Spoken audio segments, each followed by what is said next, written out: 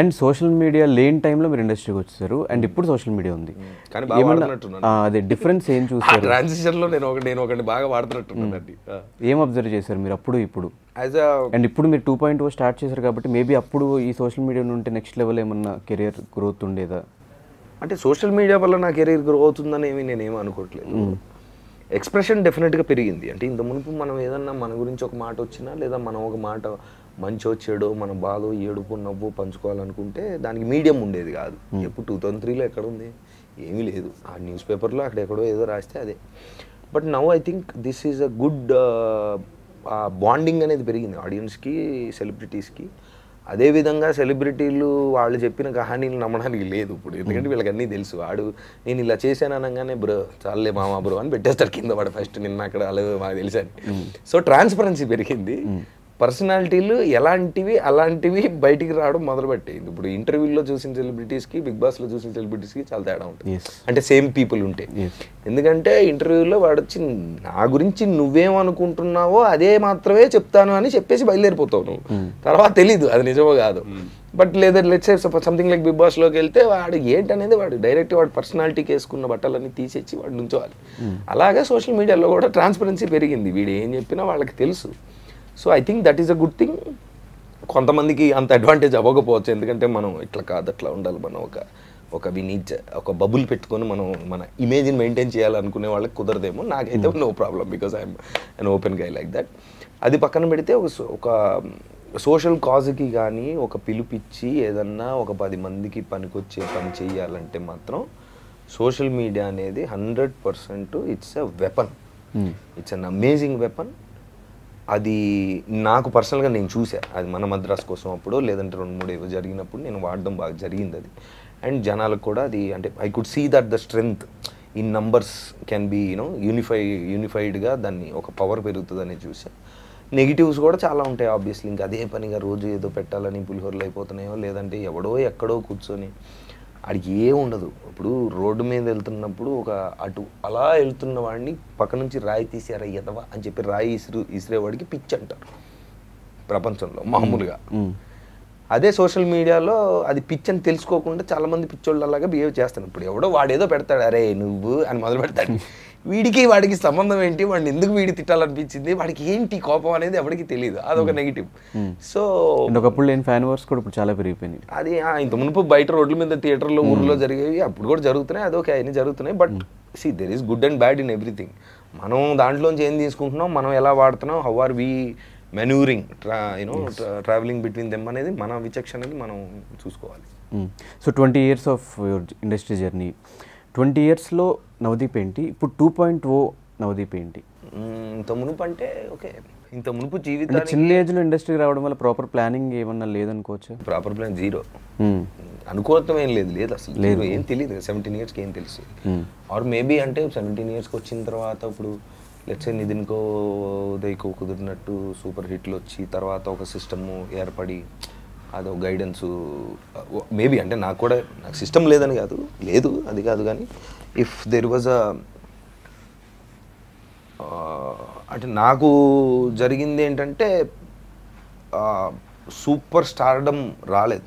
అంటే ఒక స్టార్టింగ్ నుంచి పెద్దగా హెక్టిక్గా రాలేదు. తర్వాత ప్లానింగ్ అంటారా అంటే నాకు తెలిసిన నాలెడ్జ్కి, నాకు తెలిసిన పర్సనాలిటీకి ఉన్న డెసిషన్స్ ఏవో తీసుకుంటూ కింద పైన ఏదో పడుతూ వచ్చాను. అది కెరీర్ వరకు సంబంధించి. బట్ యాజ్ అ పర్సనల్ గ్రోత్గా నేను చూస్తే రియాక్టింగ్ అంటే మనకేదో జరిగింది, మనం రియాక్ట్ అవుతూ మనం ముందుకెళ్ళాలి. రియాక్టింగ్కి రెస్పాండింగ్కి తేడా ఉంటుంది. రియాక్షన్ అంటే పైనే ఉంటుంది. ఓకే మనకి ఇది లేదేమో, ఇది కావాలి అని చెప్పి దాని గురించి పరిగెత్తడం, లేదా మనం ఇది సాధించాలని పరిగెత్తడం, ఇలాగా కొంచెం పైనే ఉండేది ఒక పర్సనాలిటీ అనేది.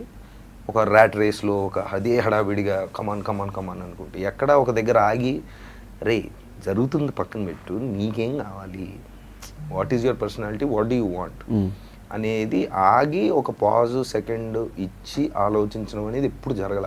ఫాస్ట్గా చేశాను first 17 years, second 17 years.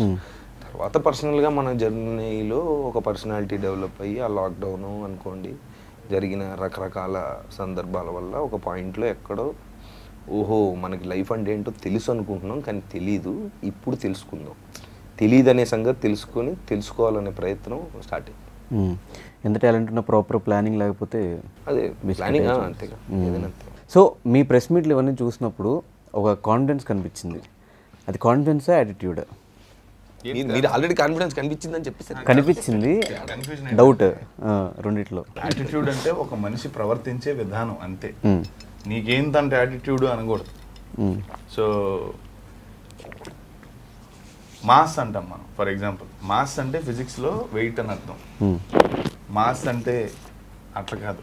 So దాన్ని తీసుకొచ్చి మాస్కి ఎందుకు పెట్టారంటే, మాస్ అంటే లార్జ్ నెంబర్ ఆఫ్ క్రౌడ్ ఉన్నప్పుడు ఇట్స్ మాసెస్ అంటారు ఫిజిక్స్లో. దాన్ని మనోడు వేరేగా వాడతారు, అలాగే యాటిట్యూడ్ కూడా వేరేలాగా వాడతారు. బట్ ఎనీవే, సో మీరే అడిగారు కాన్ఫిడెన్సా యాటిట్యూడ్ అంటే ఆ రెండు ఏం లేదండి. ఒక మనిషి మాట్లాడుతున్నప్పుడు నేను మామూలుగా ఎలా మాట్లాడుతానో అలా మాట్లాడుతున్నాను అంతే. It's nothing like. సినిమా గురించి I'm very confident because any art form, మీరు పెయింటర్ అనుకోండి, ఓ పెయింటింగ్ వేశారు, మీకు ఏదో ఒక అద్భుతమైన ఎమోషన్ వచ్చింది, ఒక పెద్దదేదో పెట్టి తన్నని ఒక స్ప్లాష్ అలా వేసి వావ్ అన్నారు మీరు. ఇంకోటి ఎవడో చూసి ఇదేంటి ఇలా జల్లి ఏదేదో పెద్ద పెయింటింగ్ అంటాడు ఏంటి అంటాడు. సో ఒక ఆర్ట్ పీస్ వేసినప్పుడు అది చూసి ఒక్కొక్కడు ఒక్కోలాగా అనుకుంటాడు, అందరూ ఒకేలాగా అనుకోవాలని అనుకోవడం చాలా తప్పు. ఫస్ట్ ఆఫ్ ఆల్ నచ్చచ్చు నచ్చకపోవచ్చు, అది చూసేవాడి పాయింట్ ఆఫ్ వ్యూ.